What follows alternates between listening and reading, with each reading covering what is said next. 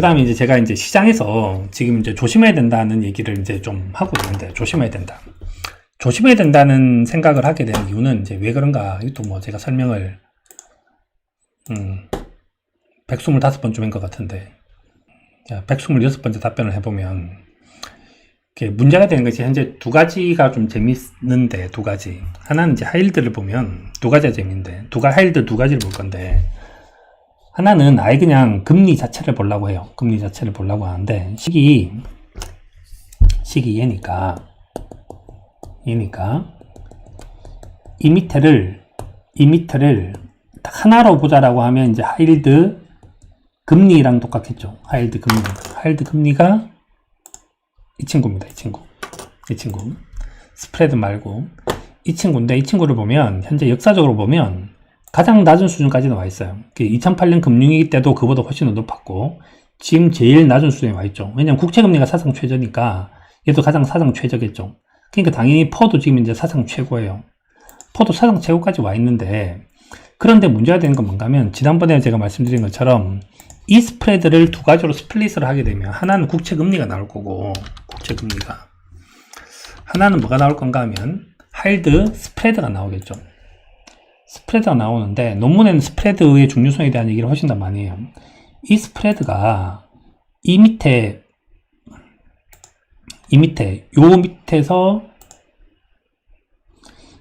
이렇게 이제 바닥에 있는 수준들이 있죠. 바닥에 있는 수준들이 있는데, 지금 이제 바닥권에 와 있거든요.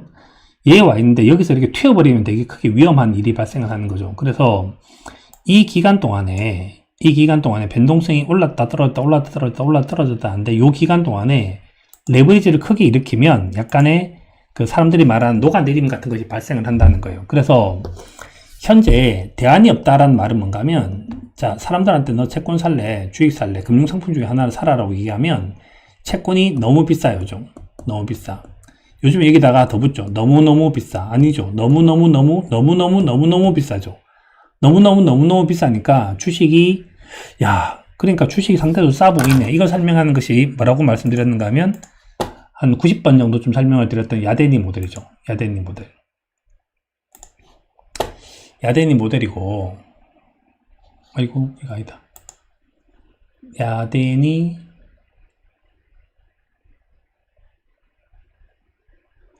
어디 갔어?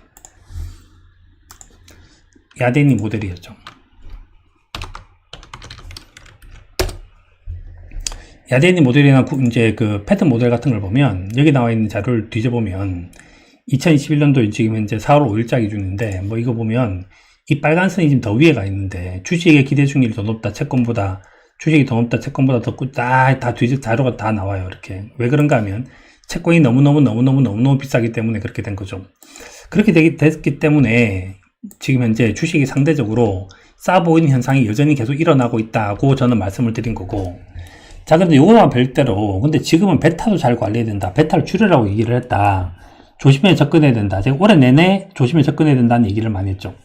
그 이유가 도대체 뭔가, 여러 선배님들의 고견을 구합니다. 다른 분들 답변 다시면 되고, 시장에 관리돼서 비싸기 때문이다. 그래서 뭐뭐뭐 하는데, 요거는 이렇게 설명을 드릴 수 있을 것 같아요.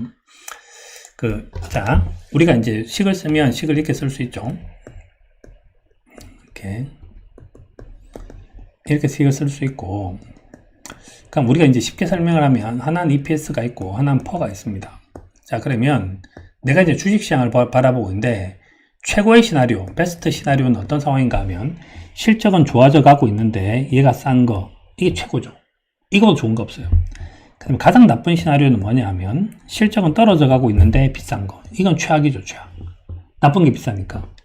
두 번째가 있고 세 번째가 있는데, 제가 제일 많이 말을 했던 것 중에 하나가, 모멘텀은 밸류에이션을 앞서가요. 왜 그런 일이 발생하는가 하면, 퍼 밴드를 타고 올라서요. 옛날로 따지면, 제가 볼린저 밴드 같은 걸 옛날에 보면서, 아이디어는 훌륭하나 그 전략이 별로 돈을 벌지 못했던 이유는, 볼린저 밴드를 가지고 상하 밴드를 칠 때 사고 팔고 하는 게 돈이 안 되는 이유가 그런 건데, 지금 현재 애플도 마찬가지고, 애플이 여기 있을 때는 분명히 샀죠. 여기 있을 때는. 이때 워렌 버핏 할아버지가 사가셨습니다. 2016년도 여기에 사갔었죠. 이때 이제 버핏이 샀고, 지금 이 밴드 위에서 계속 놀고 있죠. 이걸 더 심하게 보여주는 케이스가 아마존 같은 케이스인데, 아마존 같은 경우는 퍼밴드가 위에서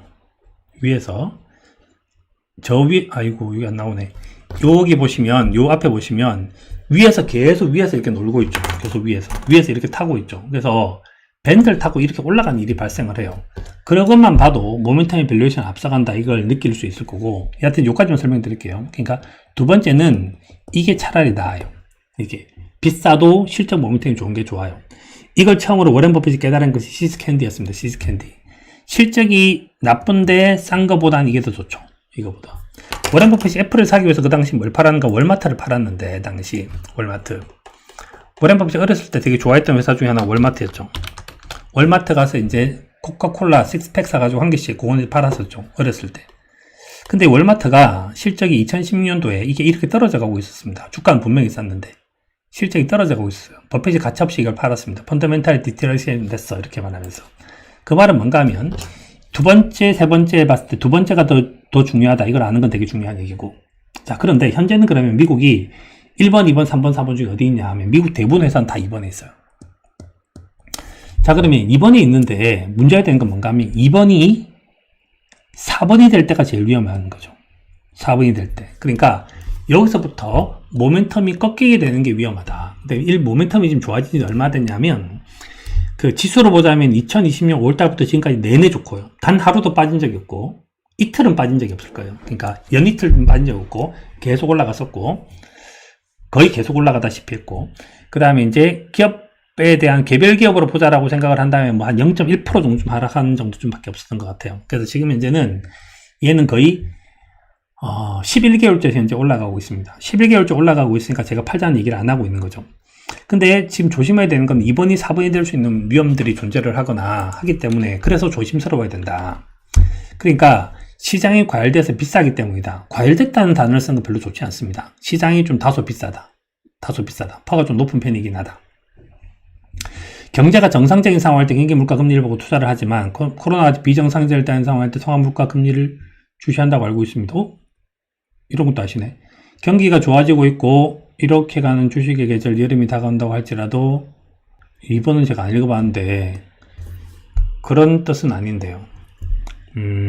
그러니까 시장이 비정상적인 상황에서 지금 정상적인 상황으로 돌아섰고 시장이 좋아지고 있는데, 저물가 저금리가 고물가 고금리로 가면 당연히 이제 퍼가 떨어지겠죠. 퍼가 떨어지는데, 그 말이구나. EPS가 올라가는 파트가 있고 퍼가 떨어지는 파트가 있는데, 이 파트가 서로 컨플릭트를 일으킬 수 있다. 그러면 조정이 있을 수 있다. 같은 말은 아닙니다, 사실. 그래서 일단은 이 부분에 대한 얘기를 하면, 그래서 베타를 잘 관리하고 조심해야 된다. 그래서 제가 드는 생각은, 어떤 생각이 전 드는가, 이런 생각이 드는데, 이 부분에 대해서 제가 이제 하고 싶었던 얘기는, 조심하면서 과감한 투자에 대한 얘기를 하는 것은, 이건 이제 저의 솔루션은 그거예요. 제 솔루션은 뭔가 하면, 베타를 키우면서 레벨 상품을 쓸 수밖에 없겠죠. 1번 뭘 해야 되는가 하면 캐시를 확보를 해야 된다. 그래서 제가 요즘에 그 얘기를 하고 있는데, 현금은 20에서 30% 정도 좀, 그래서 현금을 한 25% 정도 좀 확보를 하고 베타를 1보다는 좀 키울 필요가 있다. 왜냐하면 현재 시장이 나쁜 이유가 하나도 없다. 그래서 제가 그 두 가지를 동시에 가져갈 수 있다는 말씀을 드렸어요. 그래서 특히 그 SPXL 같은 걸 사면 좀 좋아지죠. SPXL을 산다고 생각을 하면 여기서 이제 현금이 확보가 좀 되는 거죠. 그래서 뭐 레버리지 상품을 이용해서 현금을 확보를 해서 시장의 변동성에 대한 대비를 하자는 말씀입니다. 근데 어떻게 되면 저 베타를 완전히 툭 떨어뜨려야 되는가 하면, 그때 툭 떨어뜨려야 되는 것은 실적과 퍼에 뭔가 변화가 생길 때죠. 변화가 생겨서 EPS가 꺾였다. 이건 되게 심각한 상태고요. 퍼도 레벨 다운 돼야 된다. 이제 앞으로 금리가 이제 올라가기 시작했다. 그러면 뭐가 움직이겠죠. 그래서 그런 경우는 확 바꿔야 되는 거고, 현재는 지금 이제 하이 스프레드가 너무 저점에 떨어져 있으니까 베타를 좀 낮춘 상태로 현금을 확보해야지. 이 정도쯤이 현재 제가 생각하고 있는 포트폴리오입니다.